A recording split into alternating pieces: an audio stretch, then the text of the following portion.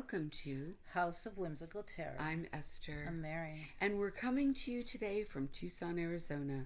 And we're telling real stories of the fantastic. And all of our stories are true or told to us as true. Occasionally we alter names to protect privacy. And we do the same for some of the places. And today's story is Haunted College, Part 2. And we have the wonderful Kim with us today. Hey, everybody. Yay. And she's a repeat guest because she has great stories. She's a wonderful Truly. She's a great actor, a great playwright. I was with a lot of great people in great scary places. And yes, and is a magnet for scary places. If you didn't listen to part 1 of our Haunted College stories, I do encourage you to go listen to it because it tells you a little bit about the history of what we're talking about or where we're talking about today. Yes, the former College of Santa Fe in Santa Fe, New Mexico, that was run by the Christian Brothers, the LaSalle. Lasallian, from the Lasallian order. Yes. Yes, it was a Catholic college. Forever ago in the 1850s. Oh my God, I remember that so much. And it was a Catholic school, Catholic college, and it was had several chapels on it. It's okay, Mary. I'm sorry, we're having a little glitch. It seemed to stop for a minute, but it's going again. We think it's going again. It's I going. can see us talking. Yes. So we're good. So we're going to tell you some stories, but Kim has a thing that happened with a friend of hers who got married. Mm-hmm. Who got married. So a couple of friends, they meet each other at college, they fall in love, and they get married. We're all still in college, and she, before they got their apartment, she is in her dorm room, and she has a dorm room by herself. Of course, her husband can probably come in, but we're just not looking at that, and the RA probably isn't going to mess with it. Anyway, she had her right. Remember? Yeah, her wedding presents. Yes, and some of them were like wine glasses and different glasses, and she'd taken them out of their packages and put them, because they were using them for little dorm parties and things you're not supposed to It's things you're not supposed to do, and she had the whole room to herself because she had become a married person and she didn't have a roommate then, and so in the closet she just took them all out and stacked them. She put some face down up on the up on the shelf in the closet, and they were closets that really had no doors. They were just like shelves in this area where you could put all your clothing, and on the top. Yep. Right. Yeah. So one night she wakes up to this loud crash, and she sits up in bed like, what the heck is going on? Turns on the light and watches her brand new wedding glasses, one at a time, scrape to the end of the shelf and crash to the ground. One at a time. She was so scared she couldn't get up and do anything. Yeah. No, I wouldn't be able to. No. Either. Yeah. No. Exactly. Ooh. That's one of many things that happened at this college. I don't even remember all of. There's so many. Yeah, and that was and so the story just occurred to me of something else that I don't even think I said anything to you about. Good. Is when I was roommates with her in my freshman year. And in St. Michael's Hall. Okay. And once again, closets with they didn't even have like a little bamboo thing you could pull in front of it. The stuff was just there. So we had we had a bottle of some horrifying whiskey. God knows how we got it. I don't know if college quality. She might have gotten it from her own house. She might have shoved it in her suitcase. Old crud Kentucky whiskey. Yeah, it was probably God. Yeah, it was awful, and I didn't like it. Mind you, the taste was nasty, but it was up on a shelf in the closet, and I remember we were asleep at night when and we're on these little the beds were those little wooden beds with a very thin mattress, sleeping, but you're young, who cares? And Right. I remember waking up and looking around the room, and I remember Jackie saying, "Are you awake?" And I'm like, "Yeah." And then she says, "Well, what's going on?" And I'm like, "I don't know." And all of a sudden, we hear a slide. We hear I don't know if they got that. And then a crash. Oh. And we turn on the lights, and it's that little bottle of whiskey that had been back on the shelf. It's not like we just had some and set it on the edge. Yeah, yeah, But you're going to protect it. It it. had come off that. So That's so weird. think Wow. about that now. Mm-hmm. And then what happens later? Okay, there we go. Another Yes. story. And if you hear weird noises, That's the Doberman. That's a Doberman. mm-hmm. That's right. Yeah, if you hear weird noises here, it's the adorable Doberman that we love so much. Yeah. He's being very quiet now, but a minute ago he was drinking very loudly. So. Yes, he was having a nice water. Right. Some delicious water. Yeah. So I want to talk about a story that was told to me while I was there. So this really happened. There was a prison riot, which was one of the most horrific prison riots in the history of our country. And it happened in Santa Fe, or near Santa Fe, New Mexico. And it was awful. Like, horrible, horrible things happened. I won't even talk about them. If you want to look it up, look it up. And so the college was very near where people were fleeing. I remember one of our professors talking about trading. He was a volunteer firefighter, and he said they were trading fire extinguishers for human lives. It was that bad. But the inmates had taken over the prison and were just committing horrific acts, and probably in retaliation for horrific acts. But it was awful, and people were fleeing, just trying to get away, and also escaping. Yeah. So they started locking down the wings in the college. It used to be that the wing was open, but people had to lock their dorm rooms. When I got there were actual wing keys, so you couldn't get in without a wing key, and then you had a separate key for your personal dorm room. So a friend told this story. She was there right after the riots, and she said they were all afraid because I believe one of the escapees had ended up in the college and found somewhere around the college. So they were very on heightened alert. Security was, stepped up because this person was found. It turned out they were just trying to escape horrific things that were happening during the riot. But still, it was terrifying to have an inmate show up on the college campus. So this one night, she got up, and she was probably in one of the like MLK halls or something where you have to walk down the hallway to the bathroom, and there are like, it's like several stalls, and then at the end of it is, are stalls for your showers. So you don't really have a bathroom that's attached to your dorm room. You have it down the hall. You have to go down the hall.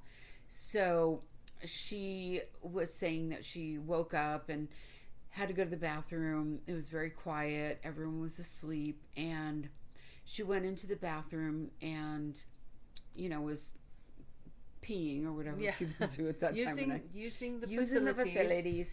And she heard the door to the bathroom open, and it's late. It's like 2-3 o'clock in the morning.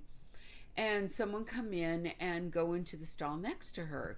So, as you do when you know everybody on your dorm floor and it's that hour of the morning, you just say, "Hey, it's Frida, who's that?" Yeah. And they say, no one says anything. And she thought, oh, that's weird. Like, why aren't they telling me who they are? Like, it's kind of creepy. We're here at like 2 o'clock in the morning, and no one's saying anything. So she looked under to see if she could recognize the person's slippers or their feet. And what she saw were 2 giant muddy boots. And she worked in the theater and had done costuming, and she said they looked like boots from the 1700s. Like, that's what they looked like to her. So she started screaming, just screaming her head off. People started running from their dorms. The RA came running down. They opened the bathroom. She's not coming out of her stall. And they turned on the lights, because she had gone in there with just kind of, there was a dim, like, night light on. There was always a night light. Yeah. Yeah. And they turned on the big lights, and she's screaming, "There's a man in here! There's a man in here!" And they're like, "Where? Where?" And she said, "In the stall next to me." They're like, "There's no one in the stall next to you."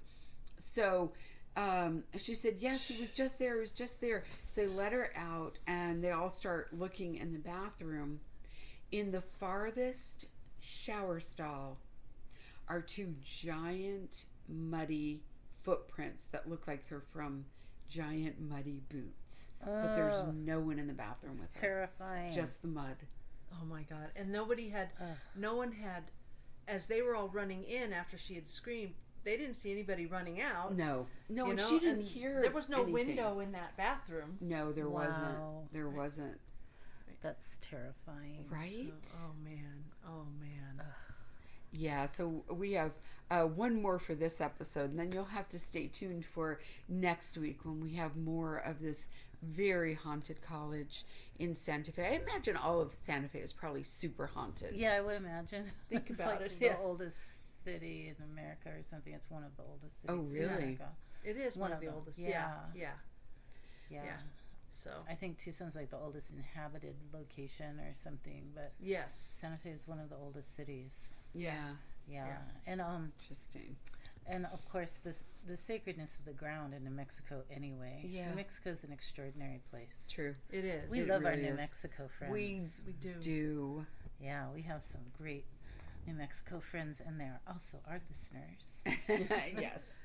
We so this last story for this episode, we had a friend. So Kim and I were in St. Michael's Hall, and the friend lived right. in one of the MLK halls that had its own room, and these rooms were tiny. They were the size maybe of a large bathroom. Well, I don't know, some people have really large bathrooms, but Yeah, nowadays, but yeah, but it was smallish, but you could be in there alone, and every room had a telephone, and we're talking about the very olden days. So this was from older, like the telephones were from when the college was much older.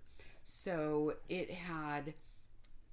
Did it have like a rotary dial? It did. It had a rotary, dial. But it wasn't like the ones that you can clip in and clip out for the cord. The cord went from the telephone into the wall and had kind of a Wow. fabric coating. Yeah. And there was no such thing as cell phones back then. No.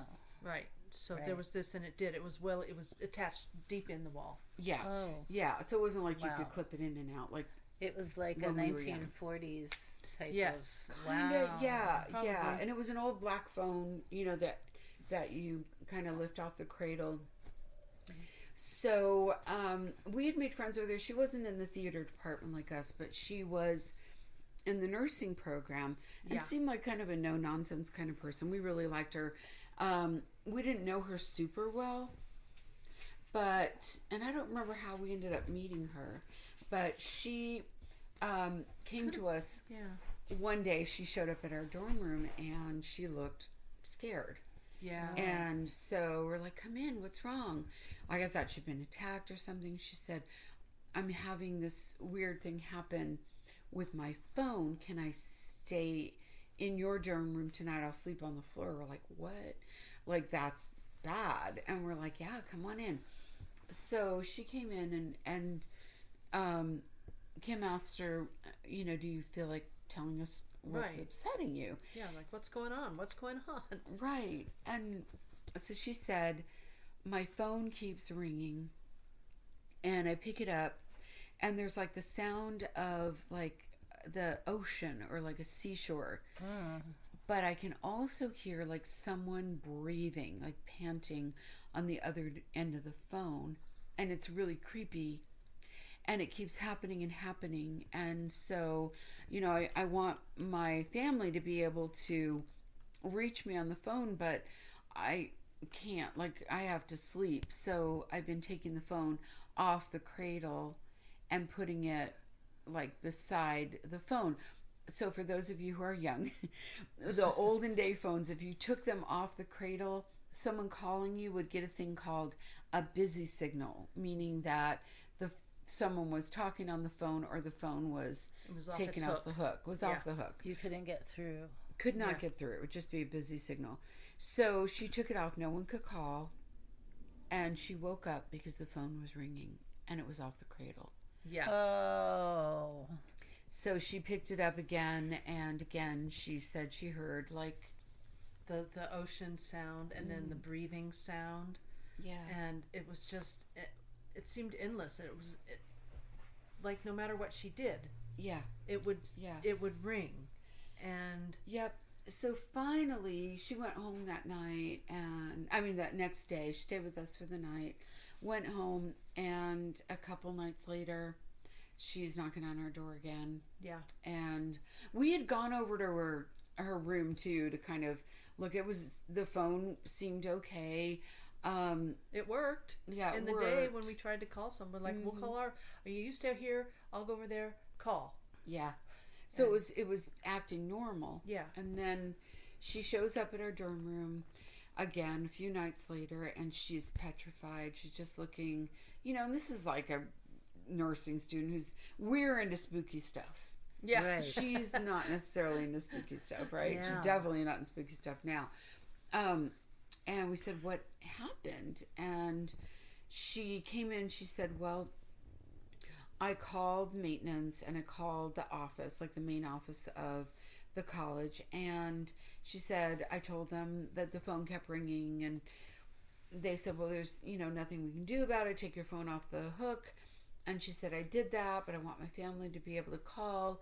I want a different room. And they said, well, you can have a different room, but you'll have to share with someone. And she wanted her own room. Her own space, yeah. She had weird hours because she was doing internships at hospitals, and she wanted to be able to sleep. So she said, I just want the phone taken out. At that point, she was like, if my family needs to reach me, they can call, the administration at the college. So they said, well, it's not that easy. So she said she waited a couple days, and they came in. They actually had to go into the wall, disconnect the phone, and they took the phone and put it in her closet, like on the shelf in there, because the phone couldn't be removed from the room because it had to be reconnected when she was no longer it's property living of there. The college, and belongs in that room. Yeah. Right. So she said she was so happy. She's just like, oh, I'm going to be able to sleep now. So she went to sleep, and the phone rang. Yeah. And it was ringing from the closet where it was completely disconnected. And she showed up at our dorm room. Yeah. And slept in there. And we were like, yeah, no, you don't have to. Mm-hmm. Oh my goodness. I think what she finally That's did was found a place to hide it. Because they're not going to know. Right. Yeah. I'd be like, haven't seen it because I hid it in someone else's room. Yeah. It could be in that bathroom. Yeah. The bathroom with the boots. The bathroom down the hall with the boots. Yeah. Oh my gosh. You guys have the most, remarkable That's stories. just some of them. This place was so haunted. There's so many. I always wanted to see a ghost when I was young. I didn't know I had seen one. I think I've told you all the story about the little ghost girl from when I was 3. Or if I haven't, let me know and I'll tell you that story.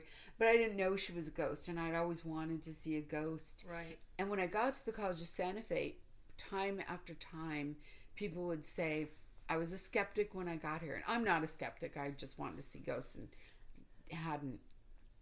And they would say I was a skeptic when I got here, and now I've had multiple experiences. And people would tell me, you stay here long enough, you will have a supernatural or ghostly experience. Yeah. And over again, people would say that. Yeah, and it's true. It's true. I think it's not just that land there, as Mary said. It's the whole area. Yeah. Yeah, and I've been doing this podcast with you for like 2 years, and I still don't want to see a ghost. I'm still good. I'm good. Still good. I don't Good need with to us. see them. So if you can hear it out there, Yeah. don't come around. Like, yeah. Ghostly thing. The visuals I can do without. Yes. Do we get a bonus story of your ghostly visitor from when you were a little girl? I think I might have told the story, but I'll tell it super quickly. So Yeah. I'm an Air Force brat, and I was born in France, and people lived off base in, like local housing, and my parents were able to get a small apartment in a chateau, a little castle, and it was up in the very top of this castle, very small. It wasn't like fancy. We didn't live in the fancy part of the castle at all, and we became very close with the people who lived in the castle, and most of them were expats or airmen who lived in the other little apartments, and everybody knew each other. And I had other friends, but I had a friend in the castle, and her name was maybe Mousse, or I called her Mousy because that's how I heard her name. And she was a little girl older than me, probably about 7 or 8. And I loved hanging out with her. I did things with her. She was always with me, always at my side. And I would talk, to my family about her and, my friend, blah, blah, blah. So when we were finally leaving, we were leaving the chateau or the castle, and we were going back to the U.S., and we were in a car. They were driving us away. It was my mom, my dad, my brother, and I. And everyone was like waving and blowing kisses to us, and wishing us well and giving us lots of love, and we were giving it back. And my parents kept saying, blow kisses, say goodbye. And I said, but Mousie's mad. And I was pointing to her. She was standing under an archway, and the way she looked, she was very pale, but she had long black hair that was kind of stringy black hair and straight bangs, and a little muslin, like little cotton shift that she would wear that came to just about her knees. Really rough cotton. Yeah, really rough cotton, very simple. And she looked angry, and I didn't like that she was angry, and I didn't like that other people weren't saying goodbye to her. I assumed that she was angry because people weren't waving to her, and I kept waving to her in the archway, and everyone else was trying to get me to say, goodbye to the rest of the people. So we drove off and moved to San Antonio, and my mom kept talking to her friends. She made new friends, because as you do when you're in the Air Force or any of the military, you make friends pretty quick when you move to a new place. And they were all Air Force folks who lived around us in San Antonio. And my mom kept talking about my imaginary friend, Mousy. And I didn't know she was an imaginary friend, and I didn't really understand imaginary until my mom, would describe it. And of course I was older. I was like 5 and, 4 and 5 when we lived in San Antonio. So I understood imaginary. She wasn't imaginary. I didn't imagine her.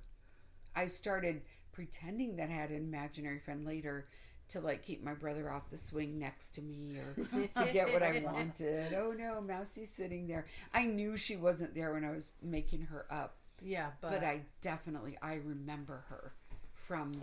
Oh. So that's from the castle. Yeah. So I probably saw a ghost and didn't realize it when I was in Santa Fe. I didn't realize I had already seen a ghost. Oh yeah, because your mom and dad, they didn't see her. No, they thought she was my imaginary friend. Yeah. Wow. So total off-topic, non-Santa Fe story. Bonus But story. San Antonio. So there, see, Santa Fe, San Antonio. So close. Yes. So close, and so far. Yeah. Yeah. Well, thank you all for listening tonight and today, or whenever you're listening, because for us it's tonight. That's right. In the month of spooky. But if you're in Ghana or Ireland or the UK, who knows? It could be any time. Yep. It could be any time. But thank you, and I hope that you'll come back and you'll listen to more stories and you'll share them with your friends, and For now, so long, good friends. Until next time when we meet Back at the house. house.